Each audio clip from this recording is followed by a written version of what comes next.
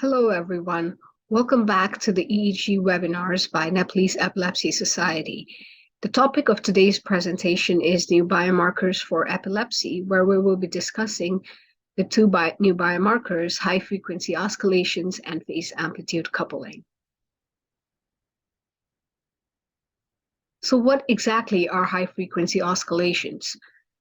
To understand this, first let's understand what exactly marks the epileptogenic area in an EEG. It's usually the interictal markers such as interictal spikes, sharp waves, or other rhythmic activities, or the ictal onset itself. But as technology developed and EEG machines got better, we started to notice even more newer neurophysiological activities in the brain. And some of them were very closely linked to epileptogenic tissue. High-frequency oscillations is one of those activities. It is basically a very fast activity. It is divided into ripple and fast ripple. Ripple is from 80 to 250 hertz, while fast ripple is from 250 to 500 hertz. And fast ripple has been shown to always occur in the epileptogenic tissue at higher rates. So we do not normally see these activities in a normal EEG that we do in outpatient settings. For us to be able to see these activities, the EEG must be recorded at a very high sampling rate. The normal EEG is recorded at a sampling rate of 200 hertz, where it is able to record activity ranging from 0 to 70 hertz. To record the HFOs, we need to record at least 2000 hertz, so we will be requiring a more advanced EEG machine. Here, shown on your left is the example of what that would look like. Shown on top is a raw EEG, which when filtered, high-pass filtered at a high sampling rate, shows high-frequency oscillations occurring, and we can see the same activity in time-frequency window, which makes its visualization much easier. So what is the clinical neurophysiology of HFO? We know that HFO, especially the fast ripples, are found in higher rates in epileptogenic tissue. Now, we know epileptogenic tissue does not have a normal clinical neurophysiology. So they have a lot of abnormalities, such as maybe neuronal loss, they have asymmetrical excitation, they have decreased inhibition, functional clustering, and a lot of other activities. So the neurons in the epileptogenic regions are always firing out of phase. The normal neurons in the brain are capable of firing up to 200 hertz, and this usually happens when they're doing some cognitive tasks, such as memory encoding or visual scanning. The brain is physically incapable of producing frequency above 200 to 250 hertz. So the fast activity that occur above that range are the neurons that are firing out of phase. We have to remember that when we're looking at HFO through electrodes, we're looking at a local field potential of a lot, that is the activity of a lot of neurons. So we're looking at a lot of neurons firing out of phase, and it somehow appears that these neurons have a very high frequency. So their extracellular local field potential appears to be of that of a very high frequency. And that is how the HFOs are formed. So there is doubling of frequency that is recorded extracellularly. So it looks like they have a higher frequency. Now, to understand HFOs, we have to also understand how to visualize them. So shown here is an unfiltered EEG in a normal time scale. So HFOs are very small activities. So to view them properly, we have to extend the time scale. For example, if we are normally viewing EEG in 1 second, we would have to extend it to 100 milliseconds. And apart from that, we would also have to increase its amplitude by maybe 50 times. We have to understand that these high-frequency activities are occurring in an EEG in the EEG wave of the wave of the ongoing EEG. So it appears that they are very small. So you can imagine this as stretching and zooming in on an EEG to clearly visualize a very, very minor activity that is going on. As shown above is that of the medial temporal lobe and neocortical areas. So you can see unfiltered EEG with normal time scales and unfiltered EEG when the time scale is extended by 100 milliseconds. Then there is an increase in the amplitude, which then shows the HFOs to appear more clearly. So HFO can be physiological or pathological activities, but mostly the activities that are in the ripple range are considered physiological, while that in the fast ripple range are considered pathological. So how to identify them? There is a criteria for HFO. So they have to stand out clearly from the background activity. They have to have at least 4 oscillations, and we have to consider which filter settings that we're using. Shown here is example of ripples and fast ripples occurring, and you can see how clearly we can see them in intracranial EEG and intraoperative ECG. But in scalp, they're a little bit more, the amplitude is a little less. You could say it's because, like I said, they're very small activities, and the skull, the dura, the skin, it acts as a barrier, so we might not be able to see them as clearly on scalp EEG.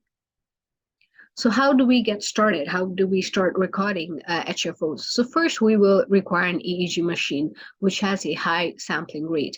So the sampling rate must be at least 3 times the upper limit of the frequency of interest, the upper frequency of interest. For example, if you want to record till 500 hertz, you would have to get an EEG machine that is at least capable of having a sampling rate of 2000. 3 times the upper limit. Then we would need a head box. As mentioned earlier, fast ripples have a very low amplitude. They have a very small amplitude. So we want to reduce the amplitude noise level as much as possible, for which we might require a head box. A software, preferably a semi-automatic software like that of MATLAB, because a study showed that it takes 8 hours to analyze a 10-minute HFO EEG, because as already mentioned, we're analyzing in milliseconds, so it makes it very long and stretchable, so it can be very time consuming and not at all applicable to do that in a clinical setting or during surgery. So softwares like MATLAB can be very useful. Apart from that, we need skill to learn to identify the HFOs and their criteria. How do we analyze HFO? So HFOs are analyzed in bipolar montages because a lot of artifact can occur in referential montages. So we count the number of events that have occur per minute for 2 minutes in each electrodes.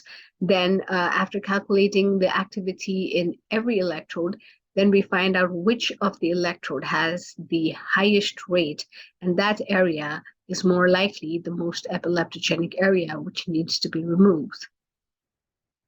So how to interpret these HFOs findings? So there have been several studies conducted over the last decade, which has shown that HFOs have higher rates. HFO, by meaning HFO, we mean fast ripples have higher rates inside the epileptogenic regions. These studies have been shown on extraoperative EEG, on intraoperative electrocorticography, ECG, and they have shown good correlation with the outcomes of epilepsy surgery. So when we analyze fast ripple, we're analyzing the interictal fast ripple. So it's interictal biomarker, which makes it even more useful, because you don't have to wait for a patient to have seizure. So apart from that, there are several studies shows that HFO represents the seizure onset zone, regardless of what the pathology may be.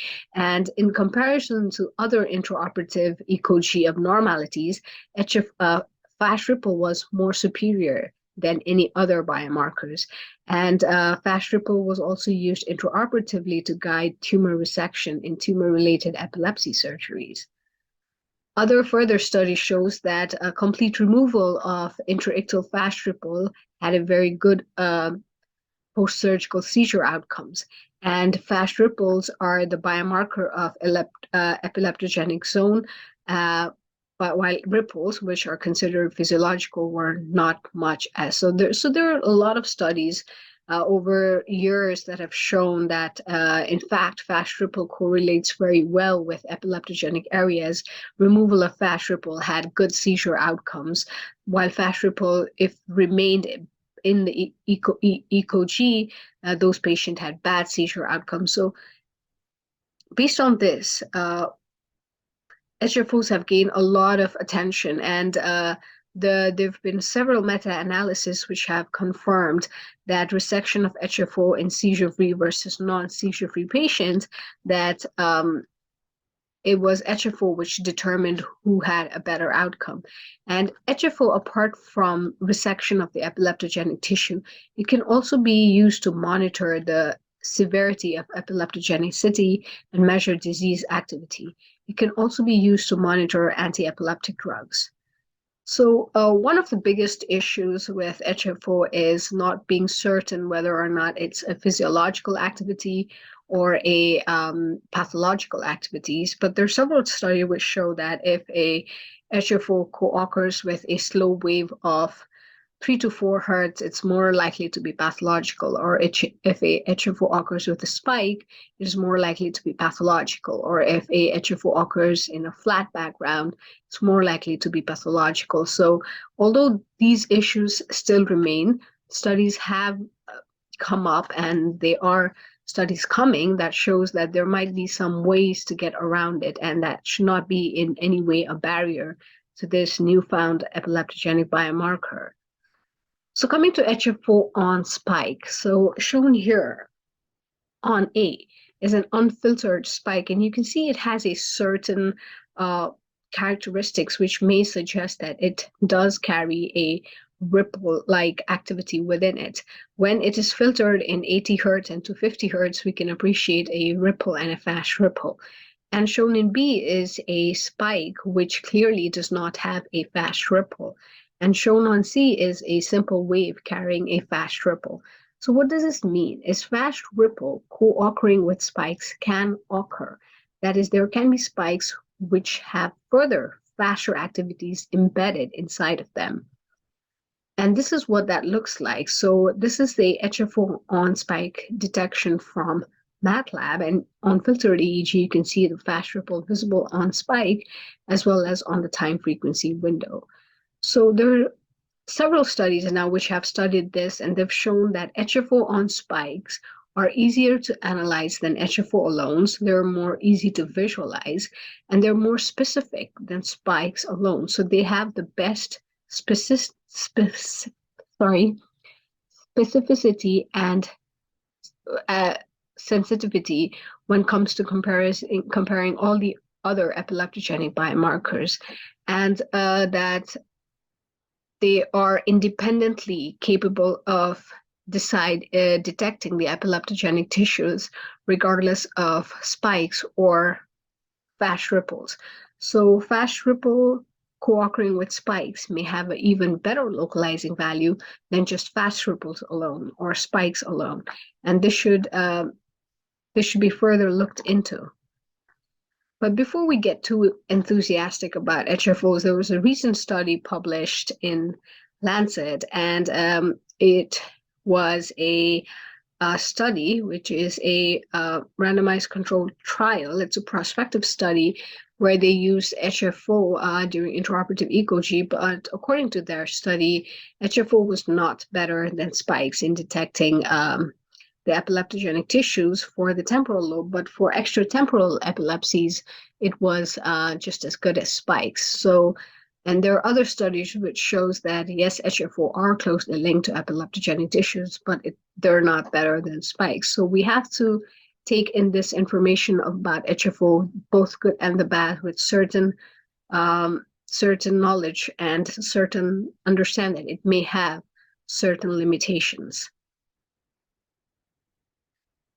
On scalp EEG, while it would be helpful to see HFO on scalp EEG, there are certain problems. That is, they are automated algorithms, and they have low signal to noise ratio, and it would be difficult to detect scalp HFO because these automated algorithms are more designed to detect the intracranial HFOs. And there will be other challenges as well, mostly the artifacts, because they may look just like a pathological fast oscillation, and it would be difficult to differentiate them. To overcome this, maybe use of high-density EEG instead of a conventional 1020 system may help detect those activities better. Coming to the next biomarker, which is phase amplitude coupling, and the basic principle of this biomarker is that the fast activity of an HFO often pairs with a slow wave, and it's usually paired, if it is epileptogenic, it is usually paired with a slow wave of frequency 3 to 4 hertz. As you can see in the diagram here, the slow wave and pairing of a very fast wave going on in a straight line. So there are several studies show that phase amplitude coupling was higher in the epileptogenic epileptogenic zone, and it could help localize the epileptogenic zone. So phase amplitude coupling is relatively new than HFOs.